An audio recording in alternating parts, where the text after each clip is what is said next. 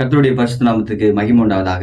வேதத்துல பாருங்க, புதிய ஏற்பாட்டுல மத்தேயுடைய சுவிசேஷத்துல இயேசு கிறிஸ்து ஞானஸ்நானம் எடுக்கும் பொழுது பரிசுத்த ஆவியானவர் தம்மேல் இறங்கி வருகிறதை கண்டார் அப்படின்னு சொல்லி மத்தேயுல எழுதப்பட்டிருக்கும்.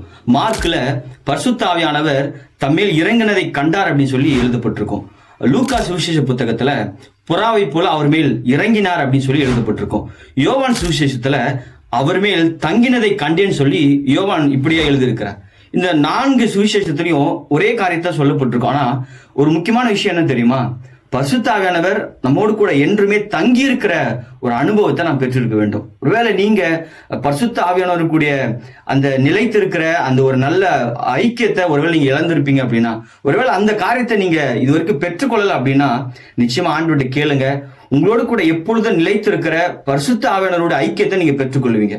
பரிசுத்த ஆவியானவர் உங்களோடு கூட இருக்கிறார். அவர் ஒரு நாளும் உங்களை விட்டு போக மாட்டாரு.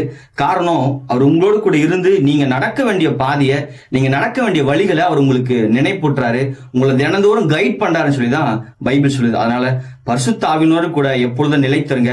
அவர் உங்க மேல தங்கி இருக்கிறாரு. அவர் ஒரு நாளும் உங்களை விட்டு விலகுவதில்லை.